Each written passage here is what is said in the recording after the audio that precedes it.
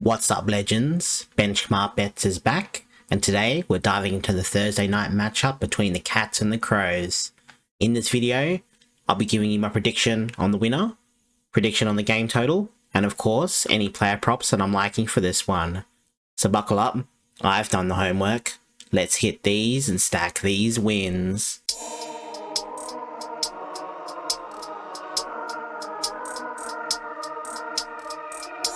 Now, before we dive into tomorrow's game, let's do a quick recap on our round 2 AFL plays. Now, I wouldn't say it's the greatest week by any means, but to only be down 0.3 units across all main plays, I'll absolutely take that. So up until Friday night, it was looking rough. Not much was going our way. We had lost 4 out of the 5 bets, but then from Saturday through till Sunday night, we absolutely flipped the script, winning 7 out of the last 10 bets. That's where things really started to click, and what stood out was what was actually working. So game totals, team totals, and same game multis were working very well for us, and that's the direction I'll be leaning more into. I'll still be giving out single player props here and there, but they'll be more juiced and built into same game multis to maximize value. Also, going forward, I'll make my main bets a lot clearer so you legends can follow along easier and know exactly what I'm locking in. Alrighty, let's dive into this one. So, let's quickly look at the lineups between the Cats and the Crows. And let's look at the Cats' ins and outs first. So, they have Oliver Henry and Oliver Wiltshire coming in. For Patrick Dangerfield, who should be out for 1 to 2 weeks, and also Brad Close, who was omitted, wasn't playing the best footy last week and needs some time in the twos for a bit. And obviously Oliver Henry replaces Brad Close in the forward line, and Oliver Wiltshire replaces Dangerfield until he's back, and either he will go or Oliver Henry will go for Dangerfield. Just depends on who plays better between the two. And then in terms of the Crows side of the ball, they have 2 main injuries, with Rory Laird going out for 1 to 2 weeks, and also Callum Archie, who has a decent hamstring injury and should be out for 4 to 6 weeks on a minimum. So their replacements are Zach Taylor, who is a just like-for-like replacement for Callum Archie, and then Hugo Bond is not really like-to-like for Rory Laird. They do have Josh Worrell and also Wayne Malero, who can take on Rory Laird's role. Then in terms of the main outs, well, the even worse outs, is Jordan Dawson, who had some calf tightness and should be out for at least this week, where Luke Nankervis replaces him. I don't think he'll stay in the lineup, honestly. As soon as Dawson's back in, I reckon Nankervis goes straight back out. And then Tex is on a he'll be managed for this game, and also he'll be managed throughout the season, and that's where Finbar Malley comes in. Played for North Melbourne last year and is debuting for the Crows tomorrow night. So he will be in until Tex is back in, playing as our third tall forward for the Crows. So in terms of the winner, I am going to go with the Cats at home, and the Cats to win by 1 to 39.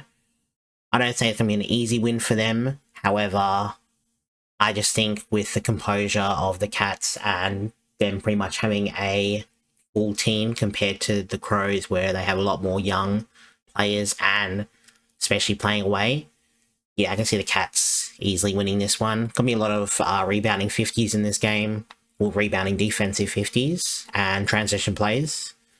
So it should be pretty free-flowing for that part, but a lot of contested ball in the midfield, where players like Holmes and Smith should get going.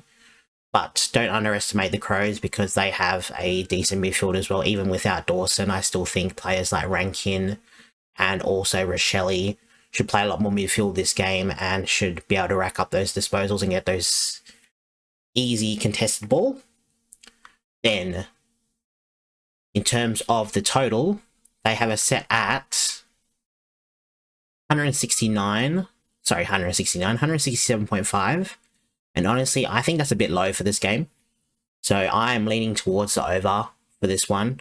Both teams have enough firepower to kick those goals, just depends on how accurate they are. And like I was saying, it's going to be a lot of rebounding 50s, rebounding defensive 50s. So I'm expecting a lot of the scoring coming from that. So yeah, 167.5 is pretty low. In terms of recent games between the two teams, has honestly gone over this total in the last 5 games. Actually, the last 4 games.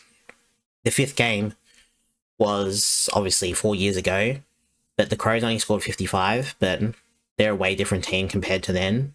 So 160.7.5 is pretty low in my book, so I might honestly jump on that before it increases.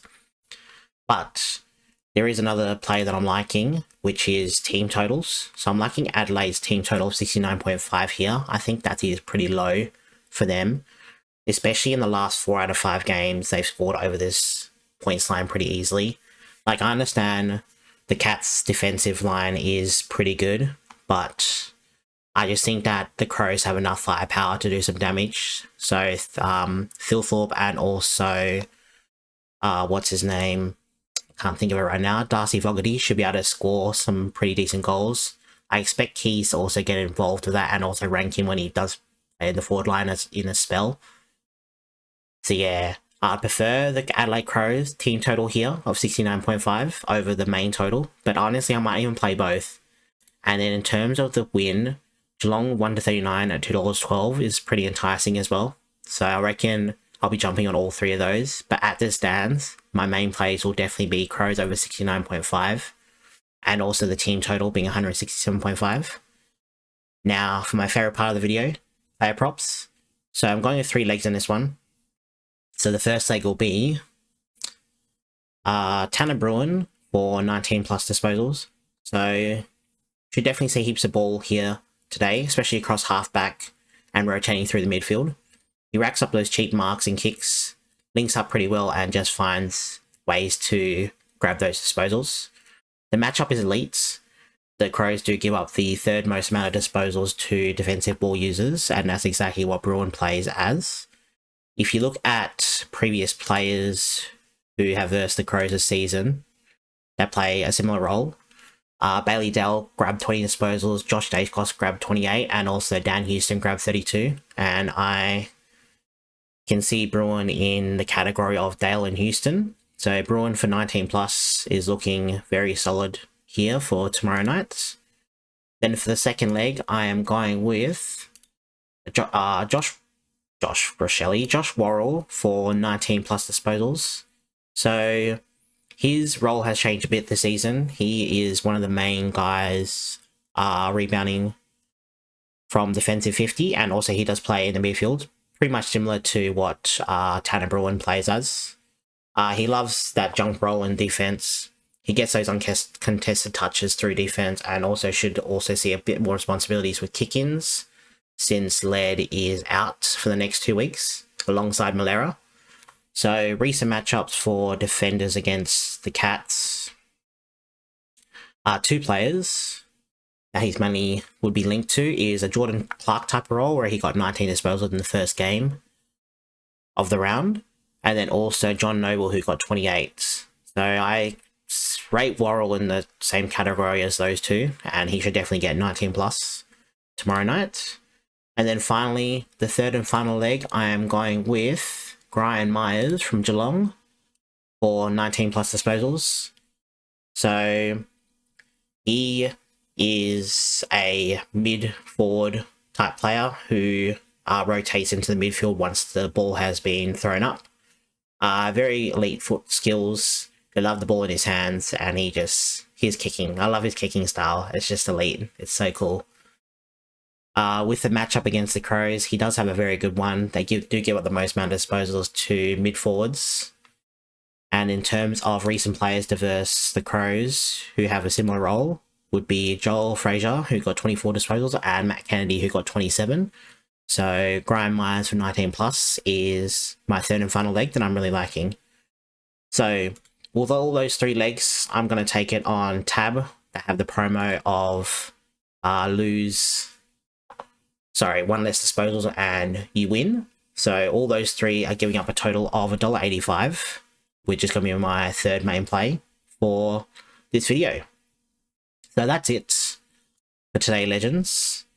if you're enjoying this type of content, make sure you subscribe to the channel and smash that like button. Really helps me out, and it helps this video get out to more people like you. And as always, all my main players will be in the Discord. So if you're not in there, make sure you go and join up. All the details of how to get into that will be in the video description down below. So until next time, good luck with your bets, gamble responsibly, and I'll catch you in the next video. Laters.